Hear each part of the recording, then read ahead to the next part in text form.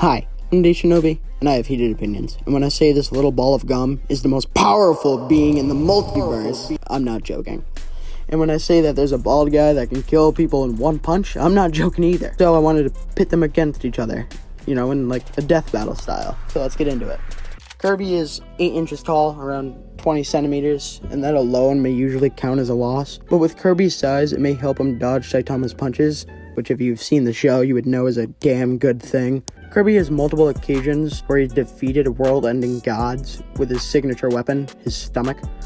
Kirby has a unique ability to swallow his entire enemy and take their power, or throw them as a star, assuming this works no matter the size. We'll get into that. So, in theory, Kirby could swallow Saitama and take his power, making Saitama finally get that even match he's been waiting for.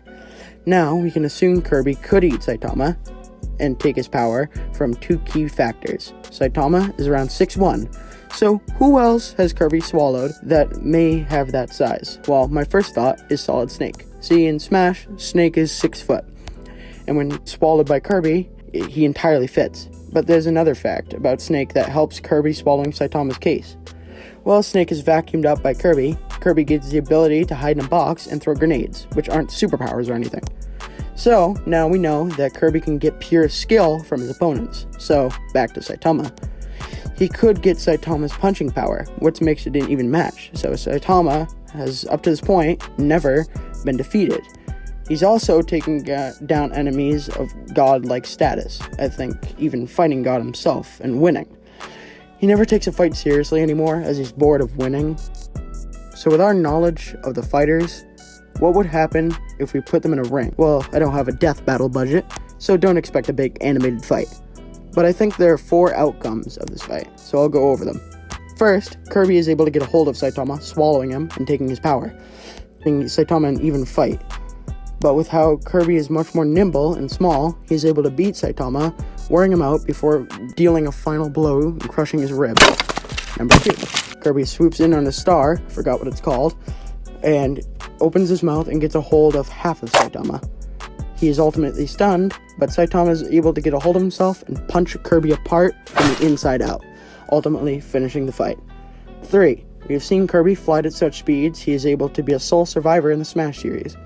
But Saitama has also reached about the same speed, with one key difference. Kirby can fly, well, with a star. Saitama can jump really, really, really fucking high. But I think, like this, Kirby would be able to go super high up, possibly passing the atmosphere. One Punch Man jumps about halfway, giving Kirby enough time to do a crash star landing down onto Saitama.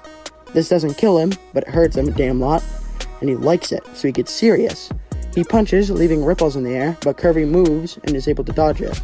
He takes to a blind spot, swallowing him and spitting him out as a star into space. Because Saitama is a human, he floats, chokes, and ultimately freezes to death. Number 4, Kirby flies past Saitama, knocking all his groceries onto the ground. What Saitama sees is a pink monster. It goes ham. Kirby holds off for long enough to take the power of the star and use it to use a force explosion. At the same time, Saitama punches him, creating an inverse effect, similar to the end of Naruto with the explosion. But this one is bigger, a lot bigger, and ultimately turns Earth into the Shiver Star, leaving both dead. So, with that, what do you guys think? Do you think Kirby would win with size and speed? Or do you think Saitama would win with pure raw power? Or do you have your own way of thinking? Leave your thoughts in the comments below. As always, thank you for watching, and goodbye.